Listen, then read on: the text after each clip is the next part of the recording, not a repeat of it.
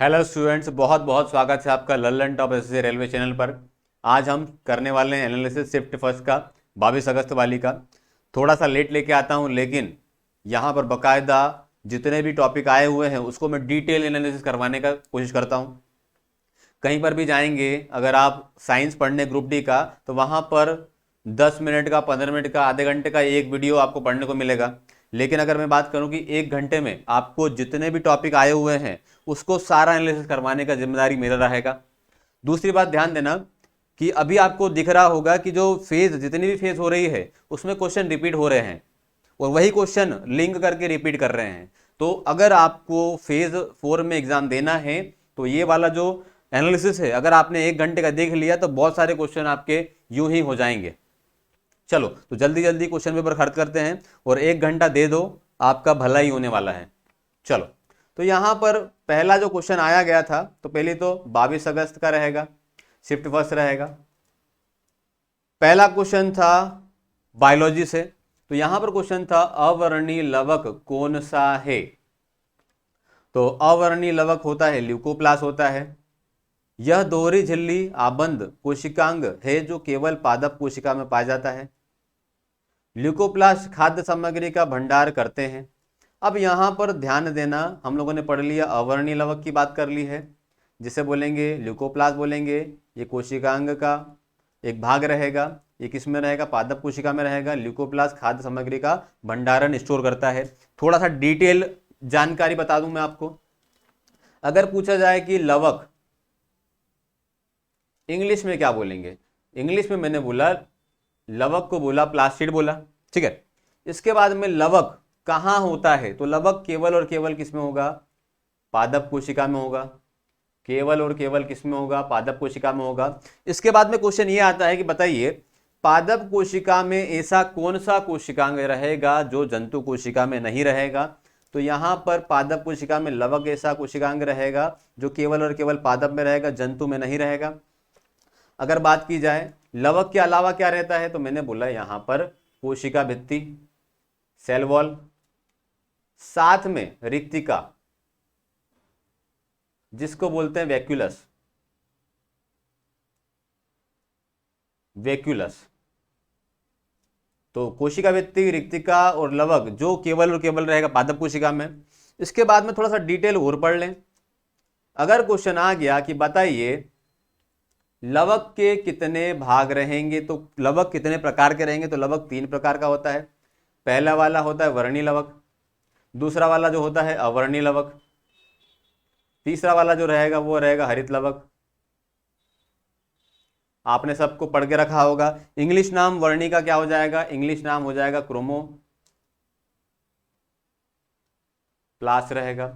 अवर्णी की बात करें तो यहां पे रहेगा ल्यूकोप्लास, ल्यूकोप्लास रहेगा।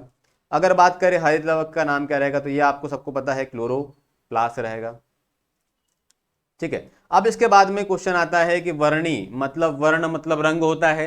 रंग पादप के कौन से भाग में रहेगा, तो वर्णी लवक किस में होता है, तो वर्णी लवक रहेगा जो रहेगा आपका बीज में रहेगा, साथ में रहेगा पुष्प में रहेगा।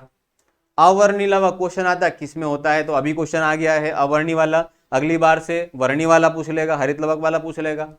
अवर्णी अभी पढ़ा हम लोगों ने, कहां पर होता है? जड़ में होता है। और जड़ का काम क्या होता है? जड़ का काम होता है भोजन का स्टोरेज। भोजन का स्टोरेज मतलब बोलेंगे हिंदी में संचय बोलेंगे। क्वेश्चन हरित लवक किस में होता है, तो हरित लवक जो होगा वो रहेगा पत्तियों में। तो ये पर्टिकुलर आपको वर्णी अवर्णी हरित लवक के बारे में पता होना चाहिए। हरित लवक में एकमात्र धातु कौन सी होती है, तो हरित लवक में एकमात्र धातु होती है मैग्नीशियम से। प्रकाश संश्लेषण हरित लवक से एक क्वेश्चन पूछा जा रहा है, एक बार पढ़ लेना। तो हरित लवक की बात करें तो हरित लवक से भोजन बनेगा, इसमें एकमात्र धातु रहेगी मैग्नीशियम रहेगी। इसके बाद में हरित लवक की बात करें तो हरित लवक को क्या कहते हैं, तो इसे बोलेंगे प्रकाश संश्लेषण की समारोह की दुकान। प्रकाश संश्लेषण की समारोह की दुकान, या फिर एक और नाम क्या है इसका? एक और नाम है kitchen of the cell, kitchen of the cell. इसे बोलेंगे कोशिका का रसोई घर, कोशिका का रसोई घर।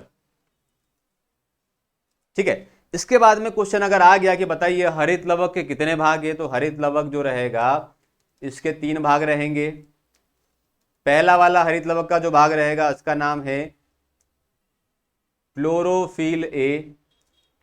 दूसरा वाला जो भाग रहेगा ये रहेगा क्लोरोफिल बी। तीसरा वाला जो भाग रहेगा इसका नाम रहेगा कैरोटेनॉइड, इसका नाम रहेगा कैरोटेनॉइड। ठीक है, अब ये भाग हैं किसके, हरित लवक के भाग हैं, डिटेल क्वेश्चन है। ठीक है, क्लोरोफिल ए क्या करेगा, तो क्लोरोफिल ए रंगों को अवशोषित करेगा, बी अलग रंग को अवशोषित करेगा, और कैरोटेनॉइड जो रहेगा अलग रंग को अवशोषित करेगा। तो यहां पर 7 रंग आपको पता होगा, आपने बचपन में पढ़ा होगा विबग्योर क्या होता है, violet, indigo, blue, green, yellow, orange और रेड। बेजानी हैप्पी नाला, हिंदी में अगर पढ़ेंगे तो क्या रहेगा, बेजानी हैप्पी नाला।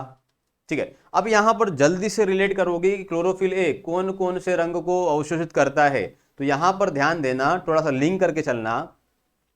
ये वाला आखिरी और ये वाला जो आखिरी रहेगा, तो यहां पे लिख दो मैं वायलेट रहेगा, रेड रहेगा, और साथ में याद कर लेना ब्लू। वायलेट, रेड, ब्लू को करेगा ए अवशोषित करेगा। इसके बाद में अगर पूछ लिया जाए कि बताइए क्लोरोफिल बी कौन से रंग को अवशोषित करेगा, तो क्लोरोफिल बी जो रहेगा वो करेगा आई और बी को रिलेट करेगा। तो मैंने बोला यहां पर आएगा आई और बी आ गया। कैरोटेनॉइड किसको अवशोषित करेगा, तो यहां पर रहेगा येलो और ऑरेंज को करेगा, येलो और ऑरेंज को कर रहा है।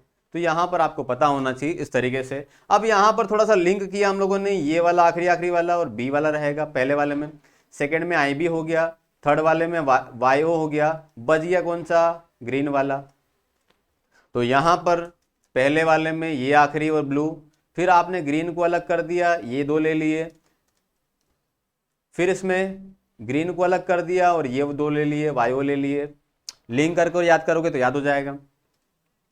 तो यहां पर क्लोरोफिल ए इन कलर को, बी इसको, और जो कैरोटेनॉइड रहेगा इस रंग को अवशोषित करेगा। अब ध्यान दो ग्रीन जो रंग रहेगा वो पौधों द्वारा अवशोषित नहीं किया जाता है। तो यहां पर क्वेश्चन आता है कि सबसे ज्यादा भोजन किससे बनता है, सबसे कम किससे बनता है, और बिल्कुल भी नहीं किससे बनता है। तो यहां पर ध्यान देना, रेड कलर से सबसे ज्यादा भोजन बनता है, सबसे ज्यादा भोजन बनेगा लाल कलर से बनेगा, सबसे कम बैंगनी से बनेगा, और अगर पूछा जाए बिल्कुल नहीं बनने वाला तो यहां पर रहेगा ग्रीन कलर से, जो हरे रंग से बिल्कुल भोजन नहीं बनता है। तो यहां पर हम लोगों ने देखा ए वाला भी अवशोषित नहीं कर रहेगा, ना ही बी करेगा, ना ही कैरोटेनॉइड करेगा। तो यहां पर जो हरा कलर होता है पौधों की पत्तियां क्या कर देती, परावर्तित कर देती है। तो हमको पता है कि कोई सी भी वस्तु जिस रंग की दिखती है वो रंग क्या होता है, रिफ्लेक्ट होता है, या फिर इसको मैंने उल्टा बता दिया, जिस रंग को वस्तु रिफ्लेक्ट करेगी, जैसे कि काला कलर जो दिख रहा है आपको, काला कलर क्या करेगा, सारे रंगों को अवशोषित कर लेता है, इसलिए ब्लैक कलर दिखता है। तो यहां पर आप रिलेट करना, जितना रंग क्या करेगी, वस्तुएं अवशोषित करेगी, वही कलर का, सॉरी उल्टा कर दिया, जो रंग वस्तु रिफ्लेक्ट करती है मतलब परावर्तन करेगी तो वही कलर आपको दिखेगा। तो यहां पर ग्रीन कलर क्यों दिखता है, क्योंकि पौधे क्या करेंगे, ग्रीन कलर का रिफ्लेक्शन करते हैं, इसलिए पौधे हरे रंग के दिखते हैं। ग्रीन कलर से भोजन नहीं बनता, याद कर लेना। तो मैंने सारी चीजें रिलेट कर दी आपको, ठीक है। अब अगला वाला जो क्वेश्चन था, अब इसमें थोड़ा सा और डिटेल देख लो। तो यहाँ पे लिखा हुआ है वर्णी लवक, ये रंगीन लवक होते हैं। रंगीन लवक में जेंथोफिल, केरोटीन, केरोटीन मतलब लाल नारंगी रंग, वर्णक पिगमेंट होता है। केरोटीन मतलब होता है लाल और नारंगी रहता है, येलो ऑरेंज रहता है। वो केरोटिनॉइड था, ये केरोटीन है, ठीक है, लाल नारंगी रहेगा। अवर्णी ल्यूकोप्लास्ट की बात करें तो ये क्या करेगा, विभिन्न आकार की आकृति वाले लवक होते हैं, यह रंगहीन होते हैं। तो अवर्णी मतलब जहां पर रंग नहीं होगा, तो रंग किसमें नहीं होगा, तो भैया रंग जड़ में नहीं होगा। यह खाद्य पदार्थों का संचय करने का कार्य करती है। तो अवर्णी पूछे या फिर बोले जड़, तो हमको पता है जड़ का काम होता है भोजन का स्टोरेज होता है, ठीक है। तो अवर्णी का काम भी हो जाएगा भोजन का स्टोरेज। अगला क्वेश्चन आया फिजिक्स से, चलो। तो चुंबकीय क्षेत्र के प्रेरण द्वारा उत्पन्न धारा क्या कहलाती है? तो चुंबकीय क्षेत्र के प्रेरण से कौन सी धारा बनती है? तो हमको पता होगा कि विद्युत चुंबकीय प्रेरण से एसी करंट, अल्टरनेट करंट, या फिर हिंदी में बोलते हैं प्रत्यावर्ती धारा। तो चुंबकीय प्रेरण से कौन सी धारा बनेगी? तो हम बोलेंगे प्रत्यावर्ती धारा बनेगी, जिसे बोलेंगे आप अल्टरनेट करंट बोलेंगे। चुंबकीय प्रेरण क्या होता है वो देख लो। तो किसी चालक को किसी परिवर्ती चुंबकीय क्षेत्र में रखने पर उस चालक के सिरों के बीच विद्युत वाहक बल, जिसे बोलते हैं इलेक्ट्रोमोटिव फोर्स बोलेंगे। किसी चालक को किसी परिवर्ती चुंबकीय क्षेत्र में रखने पर उस चालक के सिरों के बीच विद्युत वाहक बल उत्पन्न होने को विद्युत चुंबकीय प्रेरण कहते हैं। तो यहाँ पर याद कर लेना कि चुंबकीय क्षेत्र के अंदर अगर आपने चालक को रखा और वहां पर क्या उत्पन्न हो गया? इलेक्ट्रोमोटिव फोर्स, विद्युत चुंबकीय बल, विद्युत वाहक बल उत्पन्न हो गया। तो ये जो कहलाएगा, जो प्रोसेस कहलाएगा, वो विद्युत चुंबकीय प्रेरण कहलाता है, इलेक्ट्रोमैग्नेटिक इंडक्शन कहलाता है। चुंबकीय प्रेरण की एसआई इकाई क्या होती है? तो यहाँ पर आ जाएगा टेस्ला। इकाई से क्वेश्चन आ रहा है तो मैं इकाई पे एक वीडियो बनाने वाला हूँ पर्टिकुलर, एक बार पढ़ लेना आप लोग। तो चुंबकीय प्रेरण की जो इकाई रहेगी वो रहेगी टेस्ला रहेगी, ठीक है। यहाँ पर प्रेरण की जो इकाई होती है गॉस भी होती है। तो यहाँ पर आता है कि टेस्ला और गॉस में संबंध बताओ कितना होता है? कमेंट में बताइए टेस्ला और गॉस में क्या संबंध है। गैल्वेनोमीटर यंत्र विद्युत चुंबकीय प्रेरण सिद्धांत पर कार्य करता है। तो यहाँ पर आता है गैल्वेनोमीटर जो रहेगा कौन से सिद्धांत पर कार्य करेगा? तो यहाँ पर बोलेंगे विद्युत चुंबकीय प्रेरण पर काम करेगा। आगे बढ़ें तो यहाँ पर आपको बता दूं मैं, गॉस जो रहेगा विद्युत चुंबकीय प्रेरण का काम, विद्युत चुंबकीय प्रेरण का मात्रक रहेगा, विद्युत चुंबकीय प्रेरण का मात्रक रहेगा। अगला वाला चुंबकीय तीव्रता का मात्रक पूछ ले तो यहां पर आप बोलोगे चुंबकीय तीव्रता का मात्रक होता है टेस्ला। अगर आपसे पूछा जाए कि बताइए चुंबकीय प्रेरण का, चुंबकीय फ्लक्स का मात्रक क्या होता है? इसका मात्रक क्या होता है बताओ? वेबर या फिर होता है मैक्सवेल। अगर आपसे पूछ लिया जाए कि बताओ चुंबकीय फ्लक्स तो हो गया, तो अगर आपसे पूछ लिया ल्यूमेन किसका मात्रक है? तो यहां पर ल्यूमेन जो रहेगा ये मात्रक रहेगा ज्योति फ्लक्स का। ये वाले मात्रक बहुत जरूरी है। गॉस का रहेगा प्रेरण रहेगा, गॉस या टेस्ला किसका रहेगा? प्रेरण का रहेगा। तीव्रता का क्या रहेगा? टेस्ला रहेगा, ये भी हम लोगों ने देख लिया। फ्लक्स की बात करें तो वेबर या मैक्सवेल रहेगा, और ल्यूमेन किसका मात्रक रहेगा? तो ये रहेगा ज्योति फ्लक्स का, ठीक है, याद करके चले आना। अगला क्वेश्चन क्या था? अब यहाँ पर थोड़ा सा फेराडे के विद्युत चुंबकीय प्रेरण के नियम याद कर लो जल्दी से, कि विद्युत चुंबकीय प्रेरण के सिद्धांत की खोज माइकल फेराडे ने 1831 में करी। इस नियम के अनुसार किसी बंद परिपथ में उत्पन्न विद्युत वाहक बल उस परिपथ से होकर प्रवाहित चुंबकीय फ्लक्स के परिवर्तन की दर के बराबर होता है। तो अभी हम लोगों ने देखा किसी चालक को अगर आपने चुंबकीय क्षेत्र में रख दिया तो वहां पर विद्युत वाहक बल उत्पन्न हो जाएगा, तो ये जो कहलाएगा विद्युत चुंबकीय प्रेरण कहलाता है। और यहाँ पर बोला गया है विद्युत वाहक बल जो ईएमएफ उत्पन्न हुआ है, इलेक्ट्रोमोटिव फोर्स जो उत्पन्न हुआ है, किसके समानुपाती होता है? वो चुंबकीय फ्लक्स के परिवर्तन की दर के, क्या बोलेंगे? चुंबकीय फ्लक्स के परिवर्तन की दर के समानुपाती होता है। ये रहेगा फेराडे का फर्स्ट नियम, चुंबकीय प्रेरण का नियम। सेकंड नियम क्या है? फेराडे का द्वितीय नियम क्या होता है? तो जल्दी से ध्यान पढ़ना इसको, कि किसी परिपथ में प्रेरित विद्युत वाहक बल अथवा प्रेरित धारा की दिशा सदैव ऐसी होती है कि यह उस कारण का विरोध करती है। तो मतलब यहाँ पर जो ईएमएफ उत्पन्न हुआ है, जिस कारण ईएमएफ उत्पन्न हुआ है उसी कारण का ईएमएफ क्या करता है? विरोध करता है। ये क्वेश्चन मतलब नियम थोड़ा सा उल्टा है। क्या बोला जाएगा कि ईएमएफ जिस कारण से उत्पन्न हुआ है, ईएमएफ उसी कारण का क्या करता है? विरोध करता है। जिससे यह उत्पन्न हुआ है, जिससे उत्पन्न होगा उसी का विरोध करेगा। फेराडे के द्वितीय नियम को लेंज का नियम कहते हैं। तो क्वेश्चन आता है लेंज का नियम क्या है? तो लेंज का नियम फेराडे का सेकंड लॉ है। लेंज का नियम किस पर आधारित है? क्वेश्चन आता है तो यहां पर आएगा ऊर्जा संरक्षण के नियम पर आधारित रहेगा। एनर्जी कंजर्वेशन के नियम पर आधारित रहेगा। कौन सा वाला? फेराडे का सेकंड नियम, लेंज का नियम होता है। सॉरी।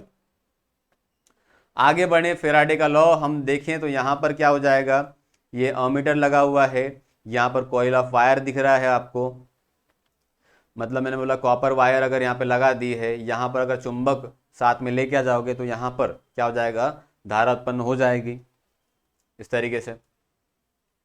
अगला क्वेश्चन आया, कौन सा घोल फिनोफ्थेलीन को गुलाबी कर सकता है?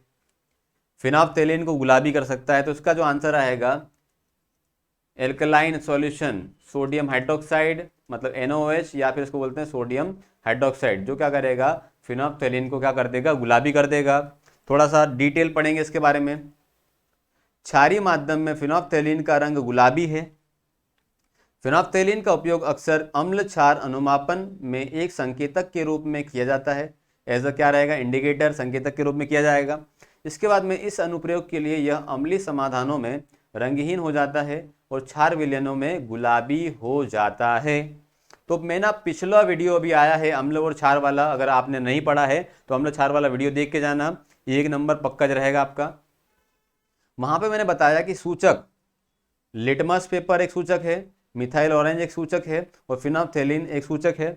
हम लोगों ने याद किया था अम्ल जहां पर भी गिरेगा वो क्या कर देगा, लाल कर देगा। पिछला वीडियो बताया मैंने आपको, अम्ल क्या कर देता है, लाल कर देता है। अम्ल नीले लिटमस पेपर को लाल कर देगा, मिथाइल ऑरेंज को भी लाल कर देगा। फिनोफ्थेलीन पर इसका कोई प्रभाव नहीं पड़ेगा, अम्ल की बात कर रहा हूं। अम्ल में मैंने बोला अम्लीय माध्यम में लिटमस लाल है, लिटमस लाल है अम्लीय माध्यम में, मिथाइल ऑरेंज लाल है, ठीक है। फिनोफ्थेलीन में कोई फर्क नहीं पड़ा, रंगहीन रहा। इसका उल्टा हम लोगों ने पढ़ा, लिटमस लाल यहां पर है तो यहां पर क्या हो जाएगा, नीला हो जाएगा। यहां पर लाल है तो यहां पे क्या हो जाएगा, पीला हो जाएगा। पहले नीला होगा फिर पीला होगा और फिनोफ्थेलीन में ये हो जाएगा गुलाबी। तो जब भी अगर बात करें कि गुलाबी रंग फिनोफ्थेलीन में कौन देता है तो यहां पर क्षारीय माध्यम देगा, तो वहां पर ऑप्शन में था सोडियम हाइड्रोक्साइड, और एक प्रकार का ये क्षार होता है, सोडा होता है, कास्टिक सोडा बोलते हैं इसको। सोडियम हाइड्रोक्साइड को क्या बोला जाता है, तो बोलेंगे कास्टिक सोडा, कास्टिक सोडा, ठीक है। तो यहां पर देख लो कितनी चीजें मैंने रिलेट करवा दी है, सारा चीजें। अब यहां पर देखो, ध्यान दो, सोडियम कार्बोनेट पूछे तो क्या होता है, सोडियम कार्बोनेट हो जाएगा आपका धावन सोडा, इसमें 10 पानी होता है। अगर पूछा जाए कि सोडा एस, सोडा एश क्या होता है, तो यहां पर केवल और केवल सोडियम कार्बोनेट होता है, सोडा एश होता है। अगर आपसे पूछा जाए कि बेकिंग सोडा क्या होता है, बेकिंग सोडा, बेकिंग सोडा मतलब खाने का सोडा, खाने का सोडा क्या होता है, सोडियम NaHCO3, सोडियम बाइकार्बोनेट होता है। अगर पूछ लिया जाए आपको सोडियम हाइड्रोक्साइड क्या होता है, तो अभी हम लोगों ने पढ़ा कास्टिक सोडा होता है। तो ये सारी चीजें आपको पता होना चाहिए। आगे बढ़ें, अगला वाला क्वेश्चन, क्वेश्चन सिंपल सा था, पर्यावरण से। अजैव निम्नीकरणीय के कम होने का क्या कारण है? तो जो प्रकार के निम्नीकरणीय होते हैं, एक जैव निम्नीकरणीय होता है, एक अजैव होता है। जैव जो रहेगा वो अपघटित हो जाएगा, अजैव अपघटित नहीं होगा। तो यहाँ पर बोला जूट की थैली का उपयोग करके हम क्या करेंगे, अजैव निम्नीकरण के कम होने का क्या कहा जाएगा, कारण हो जाएगा। अजैव मतलब जो खत्म नहीं होगा, तो अजैव को कम करना है तो हम यूज किसका करेंगे, जूट की थैली का यूज करेंगे। ये वे अपशिष्ट पदार्थ हैं जिनमें हानि रहित पदार्थों में नहीं तोड़ा जा सकता, मतलब अजैव की बात कर रहे हैं। DDT, प्लास्टिड ये रहेगा। ये पदार्थ बैक्टीरिया जैसे जीवाणु द्वारा अपघटित नहीं होते हैं, अजैव। चलो आगे बढ़े।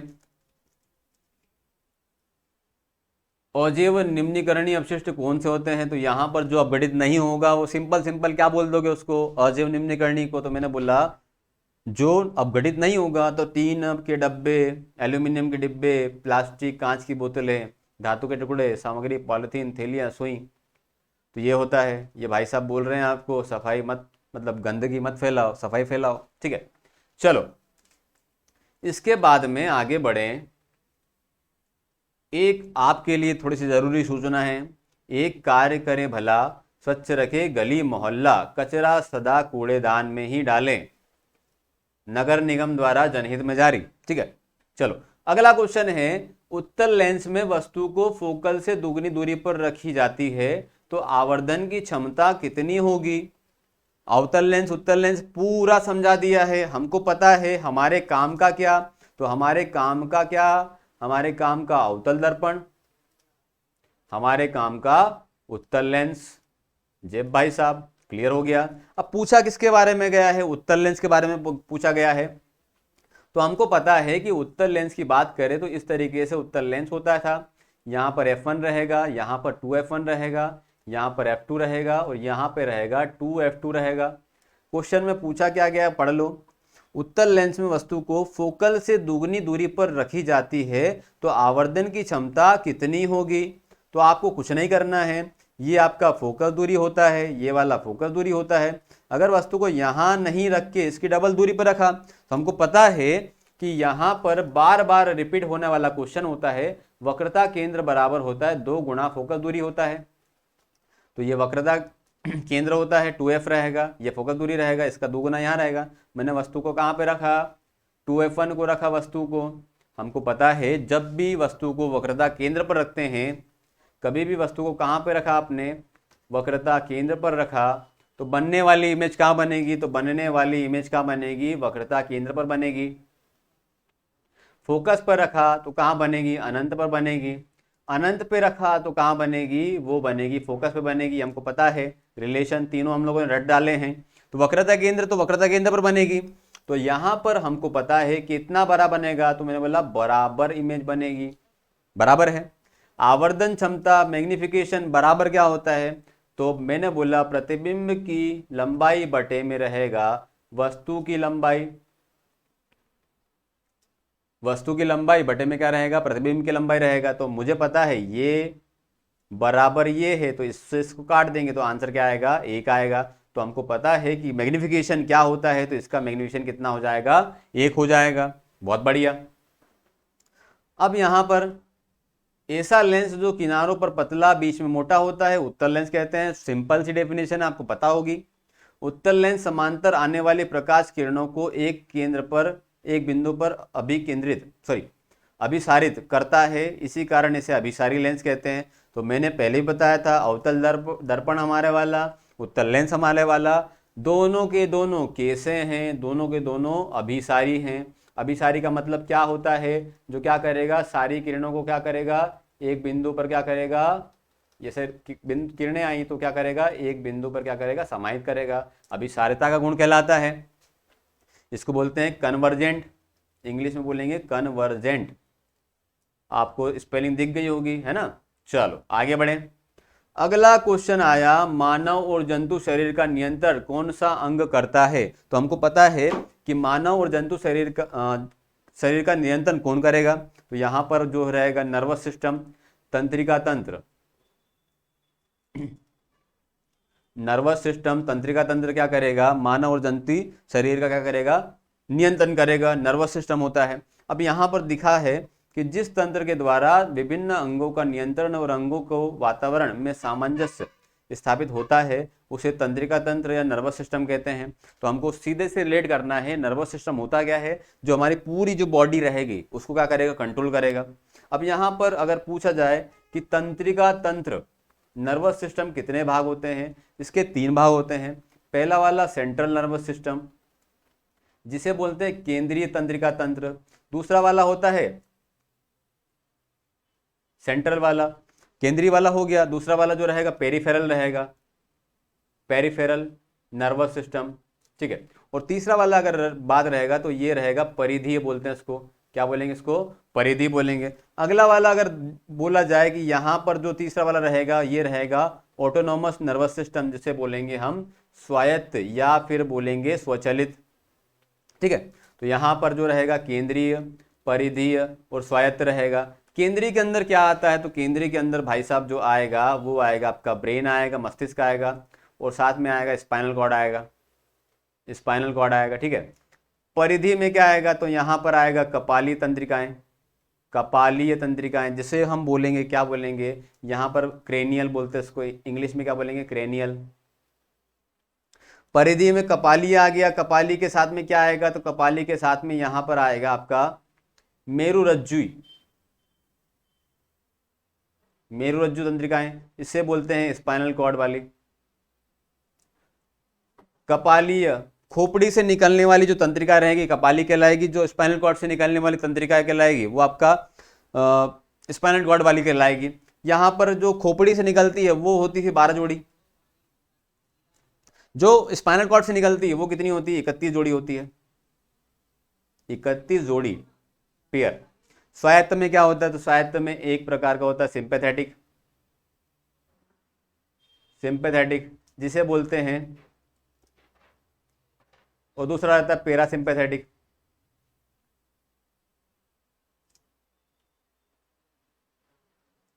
ठीक है, अनुकंपी, और अगला वाला परानुकंपी।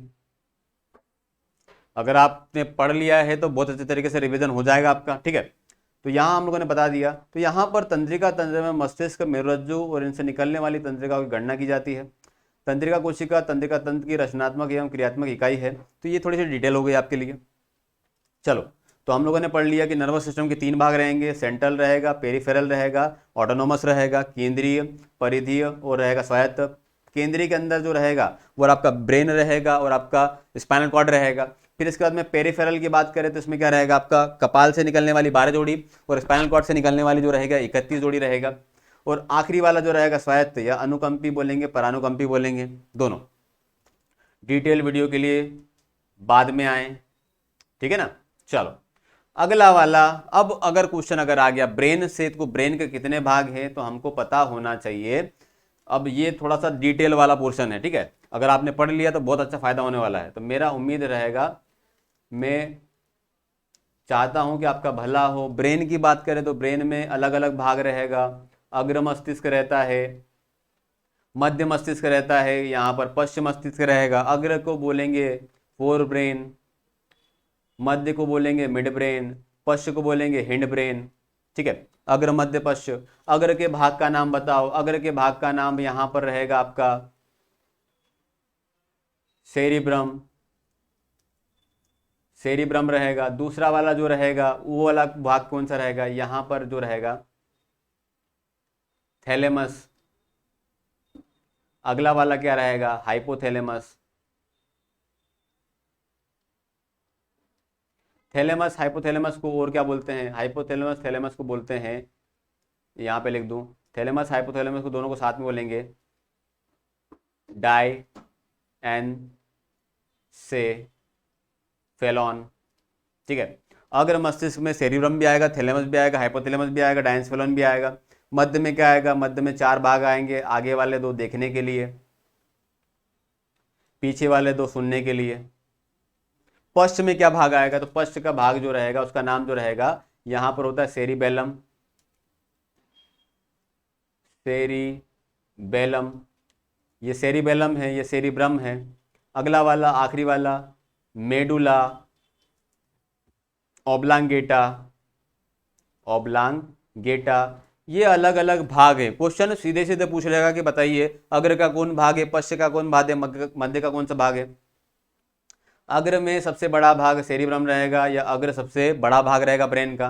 सबसे छोटा भाग जो रहेगा वो रहेगा आपका मध्य मस्तिष्क, जिसे लघु मस्तिष्क बोलते हैं। डिटेल वीडियो आगे लेके आऊंगा, जो काम का था बता दिया जल्दी जल्दी। अगला ब्रेन का ये भाग है, ये यहाँ से लेके जो यहाँ वाला ये जो दिख रहा है पिंक कलर का, ये होता है सेरिब्रम। ये सेरिब्रम किसका भाग है, अग्र का भाग है। अग्र का कौन भाग है, तो सेरिब्रम भी भाग है। इसके बाद में थैलेमस हाइपोथैलेमस यहाँ पे कहीं लिखा नहीं है, तो यहाँ पर ही क्या रहेगा, एक रहेगा थैलेमस रहेगा और एक रहेगा हाइपोथैलेमस रहेगा। मध्य की बात करें तो मध्य का भाग कोई सा नहीं रहेगा, ये मिड ब्रेन रहेगा, ये यहाँ पर मिड ब्रेन ये वाला भाग रहेगा। पोन्स, रेड कलर से पेन बताता हूँ, ये पोन्स की बात करें, मेडुला ऑब्लांगेटा की बात करें, या फिर सेरिबेलम की बात करें, तो रेड कलर वाला है वो किसका भाग रहेगा, पश्च मस्तिष्क का भाग रहेगा। ये पीछे वाला स्पाइनल कॉर्ड किससे जुड़ा होता है, तो पीछे वाला स्पाइनल कॉर्ड मेडुला ऑब्लोंगेटा से जुड़ा होता है। ये क्वेश्चन पहले भी आया हुआ था, याद कर लेना। चलो आगे बढ़ें। चालक का प्रतिरोध किस पर निर्भर नहीं करता। ये वीडियो पूरा हमको पता है, सॉरी ये क्वेश्चन पूरा पता है। आर समानुपाती होता है L/A, लंबाई के समानुपाती और एरिया के रहेगा व्युत्क्रमानुपाती, इनवर्सली प्रोपोर्शनल रहेगा। तो यहां पर धारा की तो कोई बात ही नहीं है, तो ऑप्शन में अगर धारा रहेगा तो आप गलत कर देंगे, ठीक है ना। तार की लंबाई के समानुपाती रहेगा, अनुप्रस्थ काट क्षेत्रफल के क्या रहेगा, व्युत्क्रमानुपाती रहेगा। इसमें न्यूमेरिकल भी आते हैं, करके चले जाना, एक नंबर पूरा पक्का मिलने वाला है। चालक का वह गुणधर्म जिसके कारण वह उसमें से प्रवाहित होने वाली विद्युत धारा का विरोध करता है क्या कहलाएगा, प्रतिरोध। नाम में ही रोध है, प्रतिरोध रहेगा। आर जो समानुपाती रहेगा L/A के रहेगा, ये जो रो रहेगा प्रतिरोधकता कहलाता है। आगे बढ़े। अगला वाला, पुष्प के जननांग के नाम बताइए। तो पुष्प के जननांग की बात करें तो एक आपका पुरुष वाला भाग रहेगा, मेल वाला पोर्शन रहेगा, एक मेल पोर्शन होता है और एक वाला जो रहेगा फीमेल पोर्शन होता है, ठीक है। अब थोड़ा सा बता दूं मैं आपको पहले से ही, यहां पर स्टेमेन, एंथर, फिलामेंट, ये जो रहेगा आपका मेल पोर्शन रहेगा। क्या रहेगा, मेल पोर्शन रहेगा। स्टेमेन की बात करें, एंथर की बात करें, फिलामेंट की बात करें, हिंदी नाम नहीं याद करोगे तो कोई दिक्कत नहीं है, इंग्लिश नाम पता होना चाहिए। एंथर की बात करें, फिलामेंट की बात करें, स्टेमेन की बात करें, ठीक है। स्टिग्मा, स्टाइल, ओवरी, ये सब जो रहेगा फीमेल पोर्शन रहेगा। हिंदी में नाम पता है क्या होता है, स्टिग्मा वर्तिकाग्र, वर्तिकाग्र, स्टाइल वर्तिका, ओवरी अंडाशय। तो ये हिंदी वाले नाम थोड़ा सा अजीबोगरीब रहेगा, हमको याद करना है। फिलामेंट पूछ लिया, अगर आपसे पूछ लिया कि एंथर पूछ लिया, स्टेमेन पूछ लिया, तो ये जो भाग रहेगा मेल का रहेगा। इसमें कुछ वर्ड और यूज होते हैं, यहाँ पर होता है एंड्रोजियम। एंड्रोजियम किसका भाग रहेगा, ये मेल वाला पोर्शन का भाग रहेगा। यहाँ पर कार्पल पूछ लिया, स्टिग्मा पूछ लिया, स्टाइल पूछ लिया, ओवरी पूछ लिया, या फिर पूछ लिया गाइनोसियम किसका भाग है, तो ये किसका भाग रहेगा, फीमेल पोर्शन का भाग रहेगा। पेटल मतलब पत्तियां रहेगा, और जो हरे रंग की पत्तियां रहेगा सेपल कहलाएगा। ग्रुप ऑफ पेटल क्या कहलाता है, यहां पर आता है group of petal. Group of petal it's called group, समूह को क्या बोलेंगे, कोरोला बोलते हैं, कोरोला। सेपल का भाग जो रहेगा वो कैलेक्स कहलाता है। ग्रुप ऑफ सेपल, ग्रुप अगर पूछ लिया ग्रुप ऑफ सेपल क्या कहलाएगा, वो कहलाएगा कैलेक्स कहलाएगा। थोड़ा सा डिटेल पढ़ के चलेंगे तो हमारे नंबर कहीं नहीं गए, 25 में से 25। एक ही पुष्प में नर और मादा प्रजनन अंग होते हैं। पुष्प का नर अंग पुंकेसर कहलाता है, पुंकेसर स्त्रीकेसर, पुंकेसर कहलाता है स्टेमेन कहलाता है, और पिस्टिल वाला भाग, मादा वाला भाग जो रहेगा स्त्रीकेसर कहलाता है। तो पुंकेसर स्त्रीकेसर अगर हिंदी में नहीं दिया तो क्या करोगे वहां पे, ठीक है।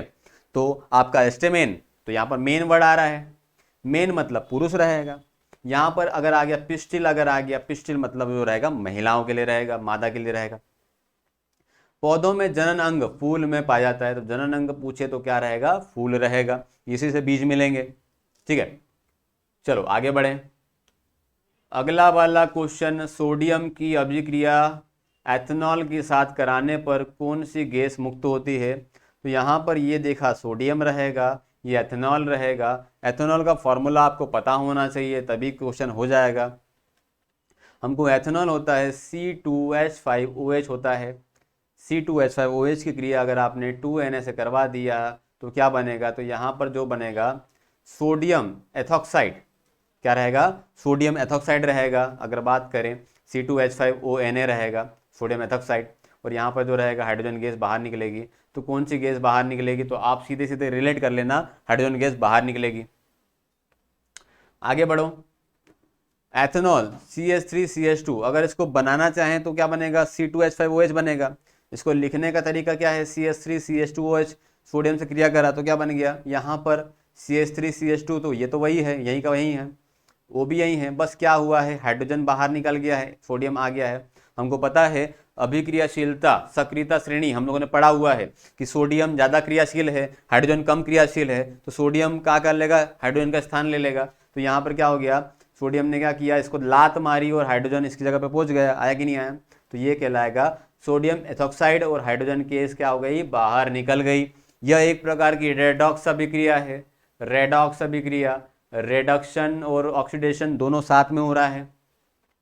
एथेनॉल का अम्लीय हाइड्रोजन परमाणु हाइड्रोजन गैस में अपचयित हो जाता है, हाइड्रोजन गैस में क्या हो गया, अपचयित हो गया एथेनॉल का परमाणु। तो यहाँ पर क्या हुआ है, सोडियम आयन में ऑक्सीकृत हो जाता है, क्या करेगा, सोडियम आयन में ऑक्सीकृत हो जाएगा। सोडियम एथॉक्साइड बनता है जो एथेनॉल का संयुग्मी क्षारक है। जब Na+ सोडियम CH3CH2O के साथ जुड़कर सोडियम एथॉक्साइड बनता है। सोडियम एथॉक्साइड अल्कोहल का संयुग्मी क्षारक है जो एक एल्कोक्साइड है। यह धीरे धीरे अभिक्रिया करता है, हाइड्रोजन गैस के बुलबुले एक रंगहीन सोडियम एथॉक्साइड नियम का उत्पादन करता है। थोड़ी सी कथा पढ़ लेना, अच्छा रहेगा आपके लिए। आगे बढ़ें, अगला क्वेश्चन क्या रहेगा, अगला क्वेश्चन ओम का नियम। भाई साहब ये क्वेश्चन छाप लो, आपके शिफ्ट में होने वाला है पक्का। हमको पता है वोल्टेज का मान दे दिया 5 वोल्ट, धारा का मान दे दिया 2.5 मिली एम्पियर दे दिया, आर का मान दे दिया। अब देखो ध्यान दो, क्वेश्चन V बराबर IR सिंपल है, लेकिन अगर आपको यहाँ पर इसका मतलब नहीं पता है आप फंस जाओगे, ठीक है। तो यहाँ पर हमको फॉर्मूला पता है V बराबर IR, सब कर लिया हम लोगों ने। V बराबर 5 दे दिया है, हम लोगों ने निकाल लिया। I बराबर 2.5 दे दिया है, निकाल लिया। R का मान आपको निकालना है।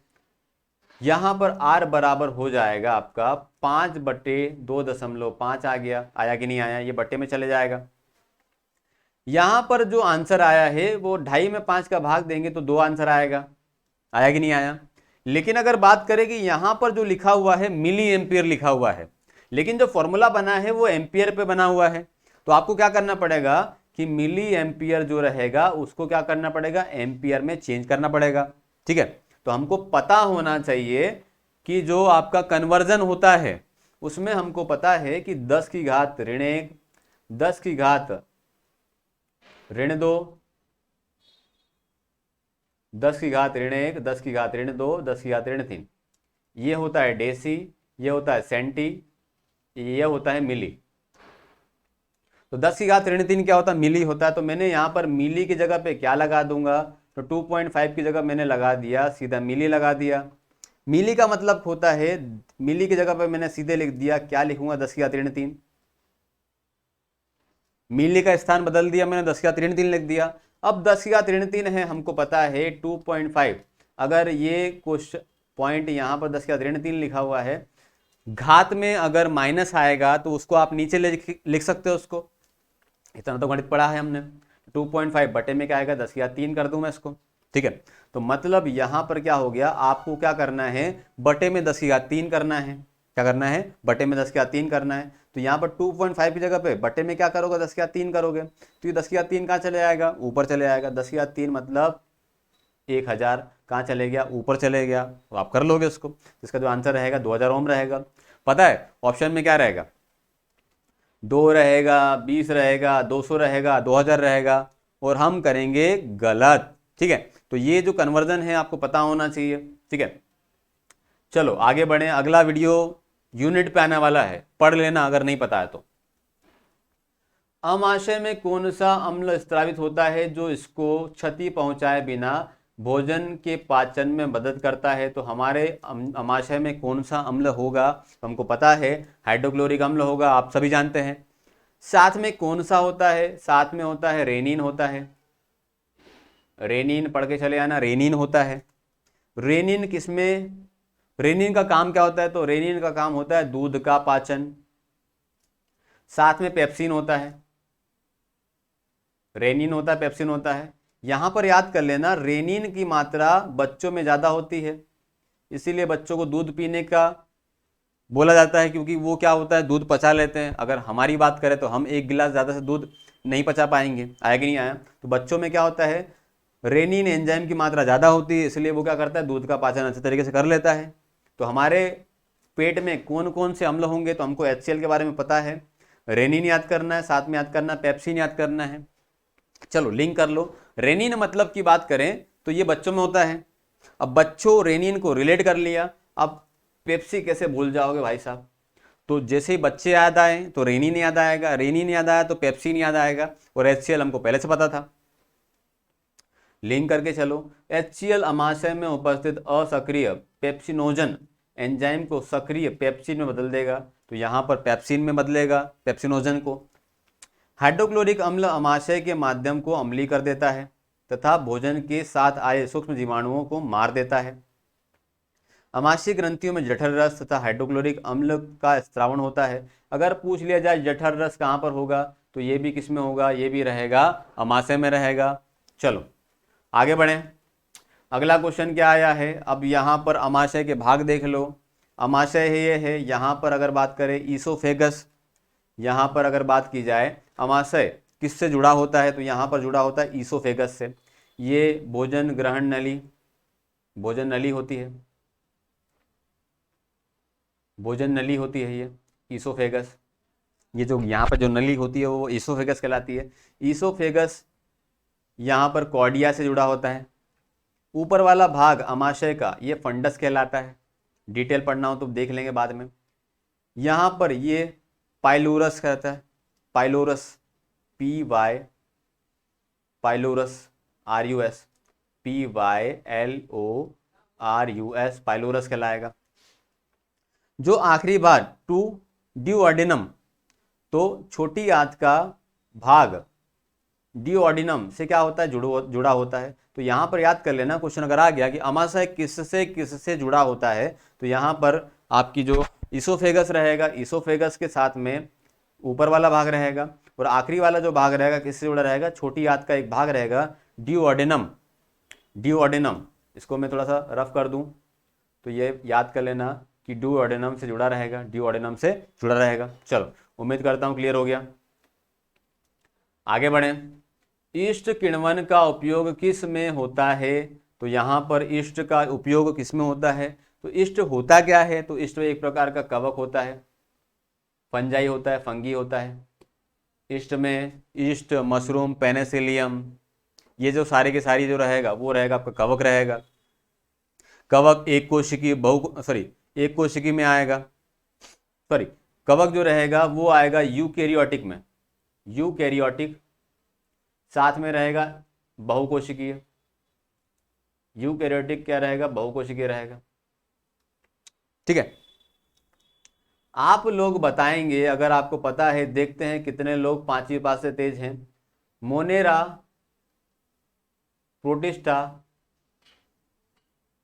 मोनेरा प्रोटिस्टा के बारे में यूकैरियोटिक है या प्रोकैरियोटिक है, एक कोशिकीय है या फिर बहुकोशिकीय है। देखते हैं कौन आंसर देता है। ठीक है, ये चैलेंज है आपके लिए। ठीक है, जो भी लोग देख रहे हैं। किण्वन की बात करें तो जैव रासायनिक क्रिया है। इसमें क्या होता है, इसमें जटिल कार्बनिक यौगिक सूक्ष्म जीव सजीवों की सहायता से सरल कार्बनिक यौगिक में विघटित हो जाते हैं। तो ये क्या करेगा, जटिल कार्बनिक यौगिक क्या करेगा, जीवाणुओं के माध्यम से क्या हो जाएगा, अपघटित हो जाएगा। इस क्रिया में ऑक्सीजन की आवश्यकता नहीं पड़ती है। किण्वन के प्रयोग से अल्कोहल या शराब का निर्माण होता है। तो जो कच्ची बनती है, अल्कोहल बनती है, शराब बनती है, किससे बनती है, तो वहां पर रहेगा किण्वन। क्या रहेगा, कारण रहेगा किण्वन रहेगा। आगे देख लें थोड़ा सा डिटेल। ईस्ट फर्मेंटेशन कैसे होता है, तो यहां पर ये किण्वन लिखा हुआ है। पाइरुवेट की बात करें, किण्वन की बात करें, किण्वन की बात करें तो यहां पर दिख रहा है एस्परजिलस या लैक्टोबैसिलस, यहां पर सेक्रोमाइसिस। ये एक प्रकार के जीवाणु का नाम है। ठीक है, अगर आपको नहीं दिख रहा हो तो फिर थोड़ा सा मैं जूम कर दूं इसको मैं। ठीक है, ठीक है, थोड़ा सा जूम कर दिया जाए तो इसमें क्या जाएगा, दिख जाएगा आपको। ठीक है, तो यहां पर ध्यान दो कि यहां पर ये दिख रहा है एस्परजिलस की बात करें, लैक्टिक एसिड में जो रहेगा वो रहेगा आपका एस्परजिलस क्लेवर्स नाम का जीवाणु रहेगा। लैक्टिक एसिड यहाँ पर सोया सॉस की बात करें, सोया सॉस की बात करें, लैक्टिक एसिड रहेगा, एस्परजिलस जीवाणु रहेगा। यहाँ पर चीज़ या चीज़ की बात करें तो चीज़ में क्या रहेगा, लैक्टिक एसिड रहेगा। और कौन सा जीवाणु रहेगा, लैक्टोबैसिलस जीवाणु रहेगा। ठीक है, लैक्टोबैसिलस आपने नाम सुना होगा पहले भी। अगला, बियर के निर्माण में क्या होता है, एथेनॉल होता है प्लस CO2 होता है। वाइन में भी क्या होगा, एथेनॉल होगा। और ब्रेड में क्या रहेगा, कार्बन डाइऑक्साइड गैस रहेगा। और यहाँ पर क्या रहेगा, ये जो जीवाणु का नाम, ये जीवाणु का नाम याद कर लेना बस आप। एस्परजिलस सोया सॉस में रहेगा। लेक्टोबेसिलस जो रहेगा चीज़ के निर्माण में रहेगा। यहाँ पर सेक्रोमाइसिस की बात करें तो वो रहेगा बियर बनाने में, वाइन बनाने में और ब्रेड के निर्माण में रहेगा ये। और यहाँ पर इथेनॉल CO2 रहेगा, यहाँ पे केवल इथेनॉल, यहाँ पे केवल CO2। पहले वाले में इथेनॉल और CO2 दोनों रहेगा। चलो, एक्स्ट्रा इन्फॉर्मेशन हो गई है। अगला क्वेश्चन है Fe2O3 प्लस 2 एल्यूमिनियम मिल के क्या होगा, तो Al2O3 प्लस 2 Fe हो जाएगा। ठीक है, तो यहां पर हमको पता है लोहा और एल्यूमिनियम की बात करें तो आपको पता होगा कि कौन सा क्रिया रहेगा, क्रियाशील रहेगा। तो हमको पता है के नाली की बात करें, के नाली CmA2Z, तो पहले आता है एल्यूमिनियम आता है और यहाँ पर लोहा बाद में आता है। तो यहाँ पर क्या कर देगा कि लोहा का स्थान कौन ले लेगा, एल्यूमिनियम ले लेगा। एल्यूमिनियम क्या करेगा, लोहे को लात मारी, लोहा बाहर और एल्यूमिनियम अंदर। आया कि नहीं आया। अब इसमें बोला गया है थोड़ा डिटेल क्वेश्चन कि बताओ भाई साहब इस प्रोसेस में किसका ऑक्सीकरण होता है और किसका अपचयन हो रहा है। ठीक है, तो यहां पर हमको पता है ऑक्सीकरण का मतलब ये होता है कि ऑक्सीजन का जुड़ना। एक पॉइंट याद कर लिया हम लोगों ने। तो यहां पर क्या हो गया है, ये जो ऑक्सीजन यहां पर था O3 था, वो अभी किसके साथ में जुड़ गया है, तो यहां पर जुड़ किसके साथ में गया है, एल्यूमिनियम के साथ में जुड़ गया है। तो मैंने बोला किसका ऑक्सीकरण हुआ है भाई साहब, तो ऑक्सीजन का जुड़ना ऑक्सीकरण कहलाता है। तो किसका ऑक्सीकरण हुआ है, तो जिसके साथ में जुड़ा होगा उसका क्या होगा, ऑक्सीकरण होगा। तो यहां पर हम लोगों ने देख लिया एल्यूमिनियम का ऑक्सीकरण हुआ है। अपचयन क्या हुआ है भाई साहब, तो यहां पर हो जाएगा उल्टा वाला, ऑक्सीजन का निकलना। तो मैंने बोला ऑक्सीजन किसमें से निकला है, तो ऑक्सीजन निकला किसमें से है, तो ये निकला है आपका Fe2O3, मतलब किससे, हेमेटाइट से। Fe2O3 होता क्या है, हेमेटाइट होता है। ठीक है, तो ये आपको पता होना चाहिए। Fe3O4 क्या होता है, ये होता है मैग्नेटाइट होता है। क्या होता है, मैग्नेटाइट होता है, मैग्नेटाइट होता है। ठीक है, इसके बाद में Fe, इधर आओ, FeCO3 क्या होता है, फेरस को मतलब कोबाल्टाइट क्या होता है, सॉरी FeCO3 क्या होता है, तो ये होता है सिडेराइट होता है। ये क्वेश्चन पूछे जा सकने की संभावना है। ठीक है, चलो अगला वाला क्वेश्चन, ऑक्सीकरण अभिक्रिया, अपचयन अभिक्रिया बता दिया मैंने पहले से ही। अगर आपको नहीं पता है तो एक बार वीडियो चले जाओ, वीडियो देख लो। ऑक्सीजन का जुड़ना या हाइड्रोजन का निकलना एक प्रकार का ऑक्सीकरण कहलाएगा। एक या एक से अधिक इलेक्ट्रॉनों की, हाँ यहाँ पर इलेक्ट्रॉन क्या हो जाएगा, दान दे जाएगा। तो यहाँ पर क्या हो गया, ऑक्सीजन का जुड़ गया। तो यहाँ पर किसके साथ में जुड़ा, तो मैग्नीशियम के साथ में जुड़ा। तो मैग्नीशियम का क्या हो गया, ऑक्सीकरण हो गया है। ऑक्सीकरण का सीधे सीधे जो उल्टा रहेगा वो रहेगा अपचयन रहेगा। अगला वाला क्वेश्चन क्या है, देखो, मानव में कितने जोड़ी अलैंगिक गुणसूत्रों की संख्या उपस्थित होती है। तो गुणसूत्रों की संख्या की बात करें तो बताओ किसने गुणसूत्र किसमें होंगे। तो यहां पर अगर बात की जाए, मेल की बात करूं मैं या फिर बात करूं फीमेल की बात करूं, दोनों में कितने होते हैं, तो दोनों में गुणसूत्र होते हैं 46 गुणसूत्र। 46 गुणसूत्र दोनों में होते हैं। ठीक है, अब ध्यान दो, 46 गुणसूत्र को मैंने पेयर में बोला, जोड़ी कितना होता है भाई साहब, तो 23 जोड़ी बोला। कितना होता है, 23 जोड़ी होता है। या तो 23 जोड़ी बोल लो या फिर क्या बोल दो, 46 गुणसूत्र बोल लो। ठीक है ना। अब यहां पर ध्यान देना, जो 46 गुणसूत्र होता है या फिर 23 जोड़ी होता है, तो 46 में से 44 होता है और यहां पर एक XX होता है, ये होता है मेल में होता है, सॉरी फीमेल में होता है। और अगर 46 हो गया तो यहाँ पे 44 होता है, और अगर XY हो गया तो ये हो जाएगा आपका मेल में हो जाएगा।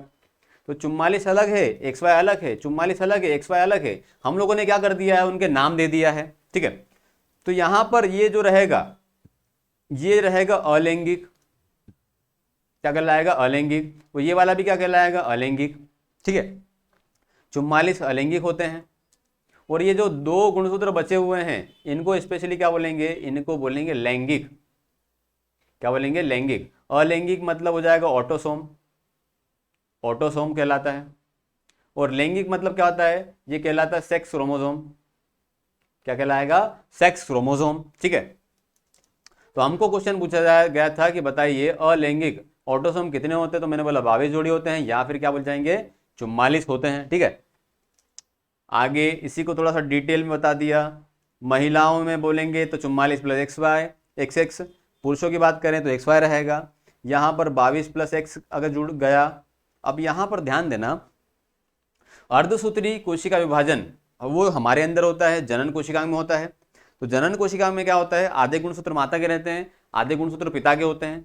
तो यहाँ पर क्या होता है कि ध्यान दो, 23 गुणसूत्र 46 में से कितने जाएंगे, तो मैंने बोला पुरुष में 46 में से 23 गुणसूत्र जाएंगे, महिला के कितने रहेंगे, वो भी 23 रहेंगे। ठीक है, अब ये जो 23 है इसमें से 44 में से एक 22 चले गया, और ये जो एक्स वाई है इसमें कभी वाई गया तो कभी एक्स गया। ठीक है, अगर ध्यान दो यहाँ पर 22 जोड़ी इधर के 22 जोड़ी इधर के, ये तो फिक्स रहेंगे, इसमें कोई चेंज नहीं होगा, 22 जोड़ी पर्टिकुलर आते हैं। लेकिन अगर बात किया जाए, थोड़ा सा मैं रफ कर दूं पूरा इसको, इसमें क्या होता है ध्यान देना, पुरुषों में क्या होता है, तो पुरुषों में एक्स वाई होता है, कभी एक्स आएगा बाहर कभी वाई बाहर आएगा। महिलाओं में क्या होता है, एक्स एक्स आता है, तो हमेशा एक्स आएगा हमेशा एक्स आएगा। ठीक है, तो यहाँ पर अगर ये एक्स आएगा तो ये तो एक्स ही आएगा, लेकिन पुरुषों में एक बार अगर एक्स आ गया तो ये जो एक्स एक्स रहेगा वो क्या कहलाता है, फीमेल कहलाता है। लेकिन अगर वाई आ गया तो क्या कहलाता है, मेल कहलाता है। आया कि नहीं आया, तो अगर एक्स एक्स रहेगा तो बनने वाला जो बेबी रहेगा वो क्या कहलाएगा, फीमेल कहलाएगा। लेकिन अगर आ गया एक्स वाई आ गया तो क्या हो जाएगा, मेल हो जाएगा। तो मुझे पता है कि वाई गुणसूत्र अगर आ गया तो वो जो मेल कहलाएगा, वाई गुणसूत्र आया तो क्या कहलाएगा, वो मेल कहलाएगा। तो हमको पता होना चाहिए कि वाई गुणसूत्र किस में होता है, वो पुरुष में होता है। तो यहां पर हम रिलेट करेंगे एक लाइन में आंसर, कि जो वाई गुणसूत्र होगा या पुरुष गुणसूत्र होगा वही निर्धारित करेगा कि आने वाला जो बेबी है वो मेल रहेगा या फिर क्या रहेगा, फीमेल रहेगा। ठीक है, उम्मीद करता हूं क्लियर हो गया होगा। ठीक है, क्योंकि महिला में तो एक्स एक्स रहेगा, दोनों बार एक्स ही जाएगा, लेकिन पुरुष में क्या होता है, एक्स वाई होता है, एक्स गया तो फीमेल रहेगा, एक्स एक्स हो जाएगा। लेकिन अगर वाई गुणसूत्र रहा तो क्या हो जाएगा, वो मेल हो जाएगा। ठीक है, उम्मीद करता हूं सारी चीजें क्लियर हो गई होगी। 22 जोड़ी अलिंग सूत्री रहेंगे, क्या क्या चीजें हैं देख लेना आप लोग। धातु ऑक्साइड की प्रकृति कैसी होती है, तो धातु ऑक्साइड की जो प्रकृति होती है वो क्षारीय होती है, याद कर लेना, क्वेश्चन पूछा जा रहा है। इसके बाद में क्वेश्चन अगर आ गया अधातु ऑक्साइड कैसे होते हैं, तो अधातु ऑक्साइड कैसे होते हैं, अम्लीय होते हैं। दो में से अगर एक भी याद कर लिया तो आपका काम हो जाएगा। तो मैं आपको लिंक करता हूं, जल्दी से इसको लिंक कर लो। अ से अधातु, अ से अम्लीय, तो मैंने लिंक कर लिया कि अधातु में क्या रहेगा, अम्लीय रहेगा।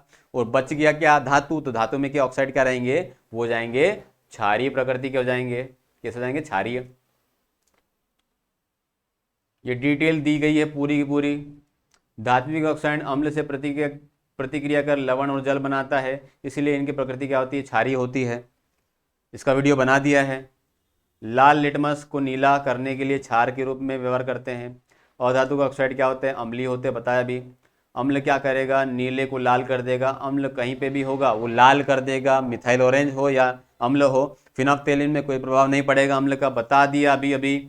चलो, समसूत्री और अर्धसूत्री विभाजन से संबंधित कौन सा कथन सही है, तो समसूत्री को इंग्लिश में बोलेंगे माइटोसिस, अर्धसूत्री को बोलेंगे मियोसिस। डिटेल पढ़ना है हमको। ठीक है, अब पता है हमने कितने सारे टॉपिक कर लिए हैं, ठीक है, और सारा डिटेल किया हुआ है और आपके बहुत काम का है। तो समसूत्री विभाजन की बात करें तो ये किस में होता है, ये होता है कायिक कोशिकाओं में। और अर्धसूत्री की बात करें तो ये रहेगा किस में होगा, जनन कोशिकांग में होगा। ठीक है, इसमें क्या होता है, एक मात्र कोशिका, ये मदर सेल होती है, मदर सेल मात्र कोशिका होती है। एक मदर सेल अगर बात करें तो दो डॉटर सेल में बदलेगी, इसे डॉटर सेल बोलते हैं, इसको संतति कोशिका बनते हैं। अर्धसूत्री में क्या होता है, एक मदर सेल होती है और इसमें कितनी डॉटर सेल होती है, 4 डॉटर सेल होती है। आया कि नहीं आया, तो यहां पर एक से बनेगी 2 सेल बनेगी, लेकिन यहाँ 1 का 4, वहां 1 का 2, इधर 1 का 4 रहेगा। इसके बाद में ध्यान देना कि जो समसूत्री होता है कायिक में होता है, अर्धसूत्री होता है वो किस में होता है, जनन कोशिका में होता है। यहाँ पर जो फेज है वो एक फेज है, एक फेज में ही काम हो गया। लेकिन यहाँ पे पहले एक का बना, दो बनेगा, ये एक से कितनी बनी, ये दो बनी, फिर दो से कितनी बनी, ये चार बनी। तो यहाँ पर फेज कितनी है, चरण कितने हैं, तो इसमें दो चरण रहेंगे, इसमें कितना रहेगा, एक चरण रहेगा। चलो, उम्मीद करता हूँ क्लियर हो गया होगा। यहाँ पर यह शरीर को सभी देहिक कोशिका में होता है, समसूत्री आपका कायिक कोशिका में होता है, ये जनन कोशिका में होता है। अब यहाँ पर नाम है समसूत्री, तो मैंने बोला यहाँ पर एक से बना दो, तो यहाँ पर 2n रहेगा, तो यहाँ पर भी 2n रहेगा, यहाँ पर भी रहेगा 2n। तो समान सूत्र, गुणसूत्र यहाँ भी समान है, यहाँ पे भी क्या रहेगा, समान रहेगा, तो समसूत्री कहलाएगा।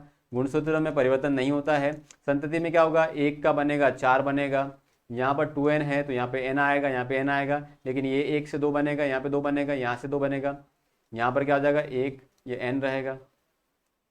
तो यहाँ पे 2n था, लेकिन अलग अलग बात करें तो पर्टिकुलर कितना हो गया, n हो गया है, तो यहाँ पर कितना हो गया, आधा हो गया है। ठीक है, इसमें एक जनन कोशिकांग से दो संतति कोशिका बनती है, इधर कितनी बनेगी, चार बनेगी। 5 प्रावस्थाओं में पूर्ण होता है, यह 2 उपविभाजनों में पूर्ण होता है, प्रत्येक उपविभाजन 4 प्रावस्थाओं में विभाजित होता है। तो यहाँ पर जो अवस्था होती है समसूत्री वाली, वो थोड़ी छोटी होती है, लेकिन ये वाली जो प्रावस्था होती है, अगर बात करें कि अगर हमको कोई चोट लग जाएगी, घाव लग जाएगा, तो वो आसानी से भर जाएगा, जल्दी भर जाएगा। ये समसूत्री कोशिका विभाजन है कायिक कोशिका में। लेकिन अगर बात करूं मैं कि एक अगर बेबी पैदा होता है, बच्चा पैदा होता है, तो वहां पर जो समय सीमा होती है वो 9 महीने की होती है, तो समय सीमा क्या रहेगी, बड़ी रहेगी। गुणसूत्र विनिमय नहीं होगा है, यहाँ पे गुणसूत्र विनिमय होगा, यहाँ पर बोलते हैं क्रॉसिंग। क्रॉसिंग ओवर किस में होता है, तो मैंने बोला आधे गुणसूत्र माता के, आधे गुणसूत्र पिता के। क्रॉसिंग ओवर किस में होगा, तो हम लोगों ने बोला जनन कोशिकांग में होगा, मतलब होगा अर्धसूत्री में। चलो, बहुत शानदार तरीके से पढ़ लिया है। न्यूलैंड का ऑक्टेव सीरीज में प्रथम एलिमेंट और लास्ट एलिमेंट क्या रहेगा, तो मैंने पहले भी बता दिया, आवर्त सारणी में हाइड्रोजन रहेगा और ये रहेगा थोरियम रहेगा। ठीक है, न्यूलैंड ने आवर्त सारणी कब दी थी, तो यहाँ पर दिया था 1869 में दिया था, न्यूलैंड का ऑक्टेव सीरीज दिया था। ठीक है, इसके बाद में यहाँ पर क्वेश्चन आता है कि न्यूलैंड के किस पर आधारित थे, तो 7 स्वर पर आधारित है, पहले के गुण 8वें के गुण के बराबर होंगे। इसके बाद में क्या होगा, इसमें यह होगा कि परमाणु भार पर आधारित होंगे। न्यूलैंड ने क्या बोला, न्यूलैंड ने बोला कि परमाणु भार के आधार पर पहले के गुण 8वें के बराबर रहेगा।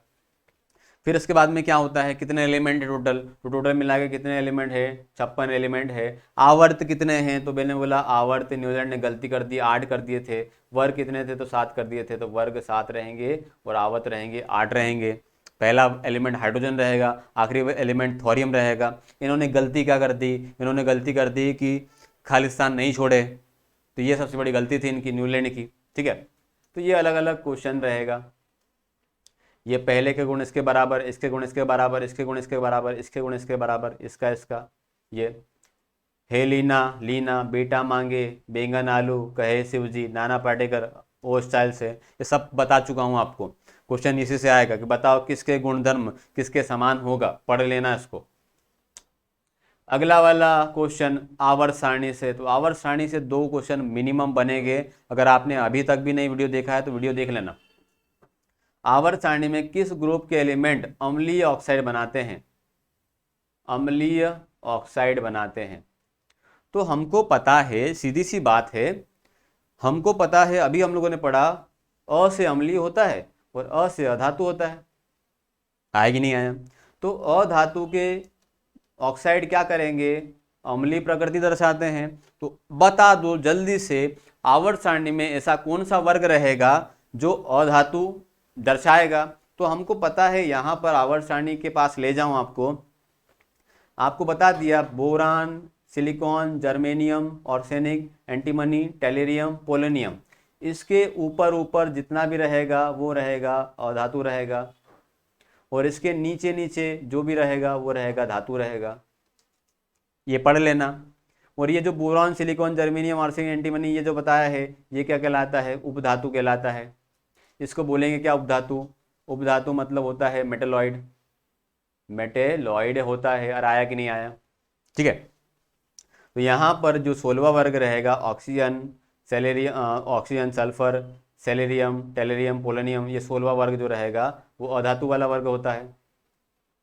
तो ये क्या करेगा, ये क्या करेगा, अम्लीय ऑक्साइड बनाएगा। तो वर्ग 16 में ऑक्सीजन परिवार के तत्व, ऑक्सीजन परिवार को क्या कहते हैं, तो हमको पता है भाई साहब, ऑक्सीजन जो फैमिली है 16वां वर्ग रहेगा। ऑक्सीजन फैमिली को क्या बोलते हैं, इसको बोलते हैं चेल्कोजेंस बोलेंगे। अगर पूछ लिया नाइट्रोजन फैमिली को क्या बोलेंगे, नाइट्रोजन फैमिली को बोलेंगे निकोजेंस। सब कुछ बता चुका हूं। चलो, तो ये हम लोगों ने पढ़ लिया है। चेल्कोजेंस, कैल्को नहीं रहेगा, चेल्को, कभी कभी कैल्को पढ़ते, कभी कभी चेल्को पढ़ते हैं, ठीक है। ऑक्सो स्टाइल से टीपो, ऑक्सीजन, सल्फर, सेलेरियम, टेलरियम, पोलोनियम। अगला वाला क्वेश्चन क्या बना, 100 ओम प्रतिरोध का तार एक बंद वृत्त के रूप में मुड़ा हुआ है। तो मैंने बोला ये बंद वृत्त है, 100 ओम का तार है, वृत्त के किसी व्यास के। तो मैंने बोला व्यास क्या होता है, तो ये बिंदु और ये बिंदु का बीच का जो दूरी कहलाएगा वो क्या कहलाएगा, व्यास कहलाएगा। दो बिंदुओं के बीच प्रभावी प्रतिरोध क्या होगा, तो मैंने बोला टोटल 100 है, तो आपको क्या करना पड़ेगा, आधा आधा करना पड़ेगा। तो मैंने बोला ये 50 का कर दूं मैं, 50 ओम का, और ये वाला क्या कर दूं मैं, 50 ओम का कर दूं, ठीक है। तो यहां पर आपको दिख रहा होगा एक इस तरीके से बना हुआ है, यहां पर इस तरीके से है, और ये अच्छा सॉरी एक मिनट, थोड़ा अच्छे तरीके से कलाकारी कर दें। यहां पर अगर बोला जाए कि यहां पर ये इस तरीके से है, जुड़ा हुआ है, और एक जो जुड़ा हुआ है इस तरीके जुड़ा हुआ है, तो यहाँ पर 50 है, यहाँ पर भी 50 है, दोनों के दोनों कैसे जुड़े हुए हैं, तो यहाँ पर समांतर जोड़ी में जुड़े हुए हैं। तो 1/r equals to 1/r1 plus 1/r2, ये क्वेश्चन आ रहा है, करके चले जाना। तो मैंने बोला 1/50 धन 1/50, अगर आपको करना होगा तो आप कर लेंगे। 50 एलसीएम ले लिया आपने, यहाँ पे 2 आ गया, तो 1 कितना आ गया, 25 आ गया। 25 को उल्टा करेंगे तो कितनी वैल्यू जाएगी, आर की वैल्यू हो जाएगी, तो आंसर कितना आ जाएगा, 25 ओम का प्रभावी आएगा, ठीक है। आगे बढ़े, आज बहुत जल्दी लंबा वीडियो हो गया है। प्रकाश वायु से 1.5 अपवर्तनांक की कांच की प्लेट में प्रवेश करता है। कांच में प्रकाश की चाल कितनी है, निर्वात में प्रकाश की चाल इतनी है। तो हमको तो पहली बात तो ये कि निर्वात में प्रकाश की चाल पता होना चाहिए, कितनी होती है, 3 × 10⁸ मीटर पर सेकेंड होता है, ठीक है। आपको सीधा सीधा सिंपल ये भी पता होना चाहिए कि कांच में प्रकाश की चाल कितनी होती है, तो आपको पता होना चाहिए 2 × 10⁸ मीटर पर सेकेंड, याद कर लेना इसका, ठीक है। तो 2 × 10⁸ मीटर पर सेकेंड होता है। अब इसके बाद में क्वेश्चन आया तो हमको पता होना चाहिए कि अपवर्तनांक बराबर क्या, तो अपवर्तनांक बराबर क्या होता है, वायु या निर्वात में प्रकाश की चाल बटे में माध्यम में प्रकाश की चाल। तो माध्यम क्या है, कांच है, तो कांच में प्रकाश की चाल, तो वायु में प्रकाश की चाल या माध्यम में प्रकाश की चाल। अपवर्तनांक पता करना हो अगर, तो हमको क्वेश्चन में क्या बोला, अपवर्तनांक क्वेश्चन में दे दिया है, तो आप एज इट इज लिख दो, अपवर्तनांक की जगह लिख दिया 1.5 लिख दिया। वायु में प्रकाश की चाल या निर्वात में, तो हमको पता है निर्वात में 3 × 10⁸ होता है। आपको निकालना है कांच में प्रकाश की चाल कितनी होती है, तो आप क्या करोगे, एक्स को इधर ले गए, 3 गुणा में 10⁸ बटे में 1.5, गुणा भाग कर लेंगे। मैंने 1.5 को काटा, 3 से 2 बार काटा, तो आ गया क्या आंसर, 2 × 10⁸ मीटर पर सेकेंड।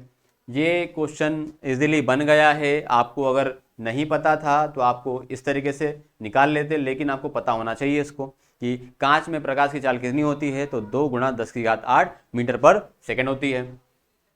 आगे बढ़े, माध्यम ए में प्रकाश का वेग 2.25 × 10⁸ मीटर पर सेकेंड है।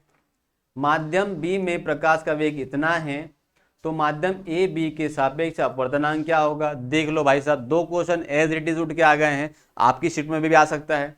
हमको पता है अपवर्तनांक बराबर वायु या निर्वात में प्रकाश का वेग रहेगा, नीचे की बात करें तो क्या रहेगा, आपका माध्यम में रहेगा। तो मैंने बोला 2 × 10⁸ प्रकाश का वेग इधर है, और इधर कितना है 2.25 × 10⁸ इधर है। हमको ये पता है 10⁸ से 10⁸ कैंसिल हो जाएगा, तो यहाँ पर अच्छा यहाँ पर 3 रहेगा ना भाई साहब, 3 रहेगा, क्योंकि प्रकाश का वेग यहाँ पे 2.25, अच्छा नो 2.25 दिया हुआ है,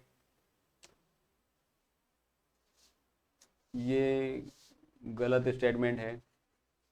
हमको ये दिया हुआ है पहले से कि 2 × 10⁸ ये दिया हुआ है, और 2.25 ये किसके लिए दिया है, प्रकाश का वेग किसके लिए, माध्यम के लिए दिया है। तो ये हमको पता होना चाहिए कि ये आप गुणा भाग करके निकाल लोगे। 10⁸ से 10⁸ कट दिया तो बचेगा क्या, 2/2 हो जाएगा।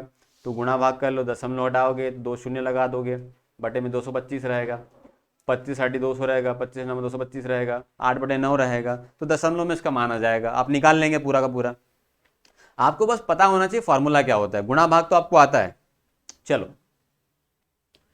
अगला है, इसी को थोड़ा डिटेल बता दिया। हाँ, दर्पण से क्वेश्चन जरूर आएगा, एक कंफर्म क्वेश्चन लिख के ले लो आपकी शीट में भी। अवतल दर्पण पर एक प्रतिबिंब वास्तविक, उल्टा व वस्तु के बराबर बनता है तो प्रतिबिंब की स्थिति बताइए। अभी मैंने बताया था, अगर प्रतिबिंब सी पर बना, वक्रता केंद्र पर बना, तो सी पर बनेगा, वस्तु के क्या बनेगा, बराबर बनेगा। ठीक है, अनंत पे रहा तो कहाँ बनेगा, फोकस बनेगा, फोकस पे रहा तो कहाँ बनेगा, अनंत पे बनेगा। ये याद करके चले जाना, तो कहाँ बनेगा, सी पर बनेगा, वो बराबर बनेगा। ठीक है, अवतल दर्पण की बात करें या उत्तल लेंस की बात करें, दोनों सेम टू सेम चलेगा। यदि वस्तु ध्रुव व फोकस बिंदु के बीच हो तो प्रतिबिंब आभासी, सीधा व वस्तु से बड़ा बनता है। ये condition very very most IMP. यदि वस्तु ध्रुव व फोकस के बीच में हो, आखिरी वाली कंडीशन 6 नंबर वाली कंडीशन बताया मैंने आपको, तो वस्तु का आभासी बनेगा, सीधा बनेगा। आभासी है तो सीधा तो बनेगा बनेगा, लेकिन यहां पर ध्यान देना, वस्तु से बड़ा बनेगा। ठीक है, अगला क्वेश्चन क्या रहा, ये फोकस है, ये सी है, सी पे रहा तो सी पे ही बनेगा, उल्टा बनेगा, वास्तविक बनेगा, लेकिन वस्तु के बराबर बनेगा, उल्टा और वास्तविक भी रहेगा, याद रखना। अगला, विद्युत धारा किस में प्रवाहित होती है, तो हमको पता है विद्युत धारा धातु में प्रवाहित होती है। तो यहाँ पर अगर ऑप्शन में मैग्नीशियम दिया हुआ है तो मैग्नीशियम आंसर मैंने लगा दिया, मैग्नीशियम रहेगा। मैग्नीशियम के बारे में थोड़ा डिटेल बता दूं मैं आपको। मैग्नीशियम का परमाणु क्रमांक कितना होता है, 12 होता है। आखिरी कक्षा में कितने इलेक्ट्रॉन, तो 2 इधर रहेगा, 8 इधर रहेगा, 10 और 2 12 रहेगा, 2 इलेक्ट्रॉन बाहरी कक्षा में रहेगा। ये 2 8 2 लिखा हुआ है। ठीक है, सॉलिड अवस्था में रहेगा। इसके बाद में मैग्नीशियम चांदी के समान उजली एवं चमकदार धातु रहेगी।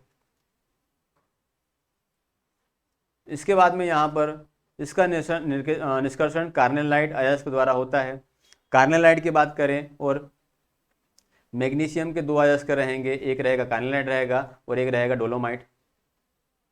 डोलोमाइट, तो यहाँ पर मैग्नीशियम का याद कर लेना कि मैग्नीशियम में कार्नेलाइट भी रहेगा और डोलोमाइट भी रहेगा। इस तरीके से रिलेट कर लेना, डोलो मतलब आँख होता है। ठीक है, कान और आँख दोनों किसमें रहेंगे, मैग्नीशियम के अयस्क रहेंगे। ठीक है, कार्नेलाइट की बात करें तो यहाँ पर इसका फॉर्मूला दिया है KCl MgCl2 + 6H2O रहेगा, N2 में रहेगा। डोलोमाइट क्या होता है, तो कैल्शियम कार्बोनेट डॉट डॉट रहेगा। ठीक है, मैग्नीशियम कार्बोनेट इंटू 6H2O जो रहेगा वो आपका जो रहेगा वो डोलोमाइट रहेगा। कैल्शियम और मैग्नीशियम का कार्बोनेट जो रहेगा डोलोमाइट कहलाता है। वो कार्नेलाइट क्या कहलाता है, ये पोटेशियम क्लोराइड और मैग्नीशियम क्लोराइड जो रहेगा वो कहलाएगा आपका कार्नेलाइट। डिटेल्ड है, पढ़ लेना।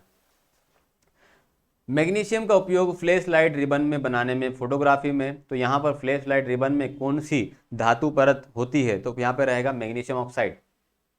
मैग्नीशियम ऑक्साइड रहेगा। आतिशबाजी में, मिश्र धातु बनाने में इसका उपयोग किया जाता है। तो ये क्वेश्चन हो गया। चलो, तो ये हो गया वीडियो विथ डिटेल। आपको लगा होगा कि आपने कितने टॉपिक कवर कर लिए हैं। इसको बोलते हैं पूरा रिवीजन और पूरा एनालिसिस। ऐसी वीडियो अगर देखना है तो आपको वीडियो को सब्सक्राइब कर दो, लाइक करो, अगर मैंने मेहनत करी है तो लाइक करिए। चलो, तो ऐसी वीडियो आपको आगे लेके आऊँगा। फेज 4 में अगर पेपर है तो आपके सारे वीडियो अगर आप देख लेंगे तो पूरा रिवीजन हो जाएगा। एक एक दो दो वीडियो, मतलब एक एक दो दो जो टॉपिक रहेगा उसका नहीं, पूरा एनालिसिस करवाऊंगा। ठीक है, चलो, बहुत बहुत धन्यवाद आपका। लल्लन टॉप सलाम, थैंक यू।